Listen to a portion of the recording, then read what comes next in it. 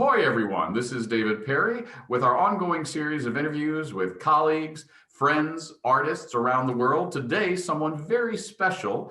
And well, I'd be careful when you watch this because he's a mind reader. So I'm a little scared myself. Please welcome to the show Vinny DePonto talking about his new show for Dezart Performs, Mental Amusements. Vinny, welcome. Thanks for having me, David. So you knew I was going to say all that, right? Of course, yes, yes. And I know you're about to say again, so I'm just doing this out of the kindness of my heart, you know. Yeah, dude, that's good. That's really good of you. That's very COVID kind. I really appreciate it. So tell us, how does one become a mind reader?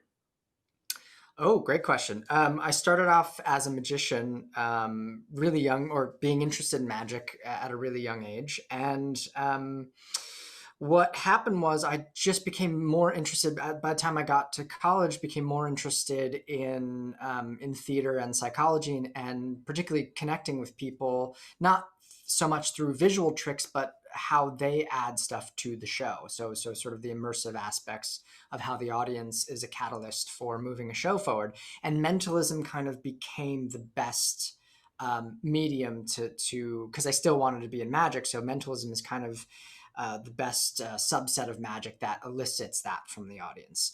So I just fell in love with that. I wanted to rather perform at people, with people, have them be a part of the show. Yeah, I mean, using the phrase "the best medium," that's clever. You may want to put that in That's there. good. Yeah. Yeah. So I remember when I was in theater school back in the dark ages, my college, the State University of New York at Fredonia, a real place, not just the Marx Brothers movie, was near Lilydale in New York, Yes. which is the center of the mentalist community. Talk to me about the difference between mind reading, mentalism, and what you do, and how this makes a unique theater experience that is getting rave reviews. Yeah. Well, thank you.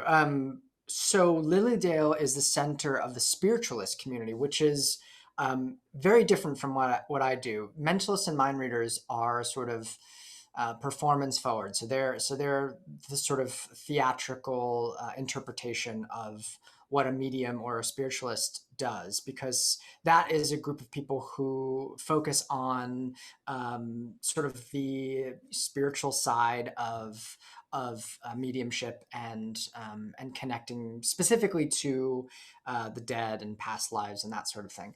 I don't focus on that in my show. I focus on topics like telepathy and mind reading, mind control, those kinds of things, which I think Lilydale would be a very, very separate thing. But so those are the kind of separate things, although they do connect. There's a lot of history of mediums being exposed by magicians, and there's all this kind of past drama with it. But yeah. So during COVID, you have found a way to bring live theater in an incredibly interactive, exciting way to the masses. What is it like setting up a theater in your home? And what's all that stuff behind you? I got a lot of questions about what's the symbolism of your set. Yeah. So the show is called Mental Amusements, and it was inspired by my love of the carnival and traveling carnivals, and particularly Coney Island in Brooklyn, where I go every year to in a little tradition with my friends every year, and I talk about this in the show. So my theater in my house is a reflection of what it would look like to have sort of a carnival museum, a dime show, if you will. So behind me are sort of all of my mental amusements, all of my wonders, and they get used throughout the show. And it's been a real, the show started off as me just in front of my bookshelf doing shows, back in April and May. And it's really evolved into, I moved upstate. I actually built a little theater in my home, which is a wild thing to do and to say, but it was really fun and really helped me to become a better artist and having to do all of this stuff myself manually. So, yeah, that's kind of how it all came together. And I'm sure it'll evolve from here. Yeah, I mean, I know how one goes to school to learn to sing and to dance and play piano. I did all that and ended up in PR, go figure. Where does one go to school to learn to be a mentalist? Who are your mentalist mentors? Yeah, I had sort of an interesting upbringing in magic. My grandfather, who I never got to meet, was a magician, and my dad sort of passed on this shoebox of tricks. And from there, I kind of started developing my magic skills, and I trained a little bit with a magician who was in a local town nearby, and I worked at a magic shop at the age of like 12. And so I got started performing really, really young. And um, and the training, by the way, is there is no sort of Hogwarts or mentalism school, but there Shoot. is. Sorry, I mean there is, but the sort of training would be the theatrical training, right? So I went to school for theater, and my inspirations, of course, are magicians, but my sort of primary inspirations are solo theater artists and you know people who are making a splash in the off Broadway and Broadway community over the years. And those are the kind of inspirations that I try to infuse into my work, and not just be sort of the traditional, magician mentalist that you Right, might right. expect. Well, and talk to us a little bit about that off-Broadway work. I mean, you've got, a whole bunch of bona fides before you went into Zoom. You had a lot of live audiences that just, really loved what you do. Yeah, yeah. I mean, it was that was this is my full time gig, So in 2014, I had an off Broadway show in New York, and I had such a wonderful time with that show and learned so much. And from there, I just kind of kept doing these solo shows in New York, and really just made it was just like my passion to like play theaters. Um, and so that's kind of what I've been focusing on. And then from that, I have had consulting jobs on Broadway, where if a production wants to infuse magic or sort of that interactivity into their show, they hire me to kind of come in and consult or build illusions or make something a bit more immersive. Right. So talk to me about the show. The people that are in the front row, what do they get? I remember before COVID, my husband and I and a couple went to Las Vegas and we sat in the front row of a show called Absinthe, which I don't know if you've seen it, but that's very interactive. They actually tell you if you sit in the front row to bring a blanket because you're going to get wet. What are the dangers and the joys of sitting in the front row of Vinny DePonto's mental amusements? Yeah, well, it's funny because there is there is a stigma of dangers, and I think what I try to tell people very early on is I'm not out to embarrass you in any way, shape, or form, because so often the audience is used as props, and certainly in Absinthe, it's all in good fun. They're circus acts, and they're out to make you a part of the show and make you really feel immersed in it. But for me, when I'm dealing with people's thoughts and vulnerability in a lot of ways, I don't want people to feel as if they can't participate truthfully. So I want to make them feel comfortable, make them know that they are only there to interact with me on that level. Nothing deeper. I'm not revealing deep dark secrets. So I wouldn't say there's any danger in being in the front row unless you are an introvert and you just don't want to be on camera or seen. We have the general viewing tickets, but ultimately the front row is really fun, and I would encourage you to be on camera and interact. Yeah. And how long does the show run? The show time is about an hour, and we run on Stellar until I think the end of this week, or and with a possible extension. So Yeah, the happiest words for any theater group, extended by popular extended. demand.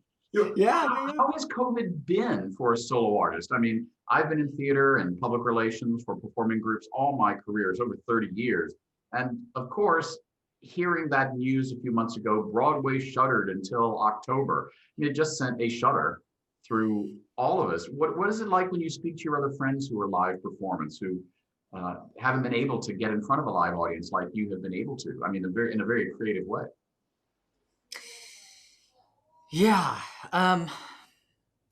It's been look. I early on was um, really against the idea of doing virtual magic and mentalism. I just thought that's not why we do theater. I'm not there to do things through a screen. And I sort of had my arms crossed and thought, I'm not going to do it. And then a friend asked me to do her virtual birthday party. And she was like, is that possible? And I'm like, I think so. and it turns out I did this show and I started feeling really excited about the ways in which you could create and make and interact and connect with people through a screen. And I wouldn't be doing this, of course, if we, weren't in a pandemic, but because we are and because we want to stay safe, it's something I've had to adapt and figure out and find things that are fun in it for me. And other performers are doing that as well. And some choose to not explore it at all and are, taking a little break and working on other things, other projects, which I think is also great. So I think it's just all about preference and do you want to try this new medium? Do you want to start over? Do you want? But a great joy and great unexpected joy has been connecting with people from all around the world. And that's been an unexpected pleasure that I've gotten out of this. And yeah, that's all I can say about that. In our last few moments, not to put you on the Yeah. spot, but I mean, of course, you knew everything that I was going to ask you, and so you knew I was going to ask you this. Can you give us a little sample? Oh gosh, I'd actually prefer to just have people be inspired by the intrigue to come to the show because I think my I guess philosophy is to say that like I think while I would love to perform something for you right now, I think like setting up these Yeah. theatrical thresholds are so important to me. So I'd want you to kind of come, be in the space, be all together, and experience that magic that Yeah, way. because Not to shut you down, but no, no, no. The visual of the show when it opens, the pre-show, I mean, it's very enticing. It's exciting. It's by the time you actually come on stage in the room, we're ready to be transported. yeah, and those are ways that I've been so privileged to work with other collaborators to do those intros and to do. I work with a tech designer who is runs the whole show from his house in Atlanta, Georgia. So it's like I get to work with these amazing artists to make the show feel like that. So I'm glad that translates. Right. Anything you'd like to say to potential audiences about how you think this experience is going to translate into the quote unquote post-COVID world, i.e., you're going to be back on stage live, you're going to be back in Coney Island real soon. Knock wood, we all get vaccinated quicker than we had maybe feared. Will this experience of doing it on a screen impact your future work? Yes, in two ways. One, I think from a creative standpoint, it kind of gets you thinking about how important it is to develop a show that has that connection with the audience. And I think people who weren't performers and creatives and artists who weren't thinking about that before, it will sort of get them to push in this direction. But I think also from sort of a business side of it, which is the boring part, but it is helping me foster an audience I wouldn't have connected with earlier. And I think we, as theater artists, we have to start thinking about how we can, what is an audience and how we can connect with an audience beyond just somebody being able to afford a Broadway ticket price. What are the ways in which we can reach audiences all around the world or people who can't afford it to really bring theater into the homes of people who don't have access to its beautiful art form. So I think that's going to be in the minds of a lot of creatives and producers come post-COVID world. Yeah, as I've said to a lot of people over the last few months of what I've called the great pause. When the going gets COVID, artists get creative, and certainly you're an example of that. Last word to you. Anything in our last few seconds you'd like to say? I just thank you for giving voice to artists who are adapting and figuring out this as we go along. I think your job is just as important as ours. So thank you.